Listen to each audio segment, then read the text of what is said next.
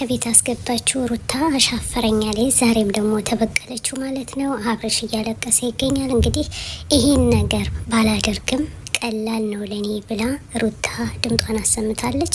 እንግዲህ ይሳቅን እንዴት እንደምትወደውና አብራ እንዴት እንደምትኖር ባይሆንም ያው አብርሽን ለመበቀል እንደሆነ ዛሬም በግዱ አሳይተዋለች። አንተ ውጣ እንጂ እሱ አይወጣም ስትል ይሳቅን ዛሬ መርጣለች ማለት ነው። የዛሬውስ በጣም ነው ልብ የሚሰብር ማለት ነው። የድራማው መጨረሻው ነው ብላለች ሩታ። እንግዲህ እውነት ለመናገር ጀግና አንበሳ እንቁ ለመሆን እሷን ለመምሰል ሴትነት ያስፈልጋል። መቀነትን ለመታጠቅ ማለት ነው። ሩታ ጎበዝ አንበሳ የምትሉ ሸር ላይክ አድርጎ። እውነት ለመናገር በጣም ተደስቻለሁ። ጎበዝ እስተጥጉ አስጠረገረገችው። ደግሞ ያን ነገር አይሰራውም። አንዴ ጽጌ፣ አንዴ ፍቅር፣ አንዴ ሌላ ሴት እንዳይሄድ አድርገዋለች ማለት ነው። እንግዲህ ዛሬ አብርሽና ሩታ ያው ቢገናኙም እንደ መገናኘትም ቢሆንም ባይገናኙም አብረው በአንድ ቤት ለመኖር ወስነዋል ማለት ነው። ልባቸው ሆድና ጀርባ ቢሆንም አንተም ቤትህ ቢሆን እኔም ቤቴ ነው ብላ ድምጧን አሰምታለች ማለት ነው። በጣም ይገርማል። እንግዲህ በቤቷም ኮርታለች። አንተ አታስወጣውም፣ አንተ ማንንም ይዘህ መጠህ እኔን ቁጭ ብዬ አይደለም። አያችሁ አብርሽ ፍቅርን ይዞ መጥቶ እራት ልንበላ ነው ሲል የነበረው ትናንት አይሄድም ያለችው ዛሬ ተበቅለዋለች ማለት ነው። እሷም ብድሯን መለሰች። ብድር በምድር እውነት ለመናገር የሴት ልጅ ብድር በምድር መመላለስ ጥሩ አይደለም፣ ይበቃል። ሩታዬ ወደ ራስሽ ተመለሽ።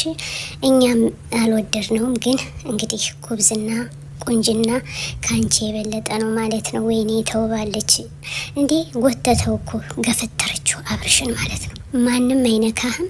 ለይሳቅ አግዛ ሩታ አብርሽን ገፈተረችው። እኔ እንጃኒ እንዴት አብራ ልታየው ነው? እንዴት ብላ ልትቀመጥ ነው? እውነት ለመናገር ግራ የሚያጋባ ነገር ነው። የዛሬው በጣም ያስደምማል። እውነት ለመናገር ሸር ላይክ እያረጉ ቤተሰብ ይሁኑ። ካልደፈረሰ አይጠራም ብላለች ሩታዬ። እንግዲህ ከቤቷ ተቀምጣለች። ቤቴ ነው ሚነቀንቀኝ ሰው የለም በማለት ድምጧን አሰምታለች። አያችሁ አይደለ?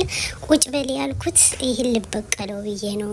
ፍቅርን ቤት አምጦ እራት ስለጋበዛት እኔ ደግሞ እንዲያየው ይሳቅን አምጥቼለታለሁ አለች። አያችሁ እንግዲህ ብድር ሲመላለሱ ሊከርሙ ሊባጁ ነው ማለት ነው። ዛሬ እንግዲህ የድራማው ማበቂያ ሊሆናል ብዬ አስባለሁኝ። ወደ ሌላ ሴትም ከመሄደ በቀር ተመለስ ስላለው ሸር ላይክ እያረጉ ቤተሰብ ይሁኑ። እንወዳችኋለን። አልጠበኩም እንዲህ እስከ መጨረሻው ስትታስለቅሰው ድረስ አብርሽ በዚህ መልኩ እኔ አንቺን እንደዚህ አልጠበኩሽም፣ በዚህ መልኩ እንዴት እንደዚህ ታዋርጅኛለሽ ስቲል እስትትመታው ድረስ እሱም ደግሞ ሩታን እንዳይመታት ብሎ መሀል ላይ እንደገባ እያያችሁ ነው። ወላይ በጣም ያሳዝናል። ወንድና ወንድ ተጋደለ ለሴት ብሎ ማለት ነው። ሩታ ግን ያጋደለች ለይሳቅ ነው እንጂ ለአብርሽም አይደለ። ሸር ላይክ እያረጉ ቤተሰብ ይሁን። ወዳችኋለሁ። አሰላሙ አለይኩም ወራህመቱላሂ አነዳዒ ቢኢማኒ ዐለል ኢስላም ረባኒ ሰኡዕሊ ራየቲ ደውመን ሰኡዕሊ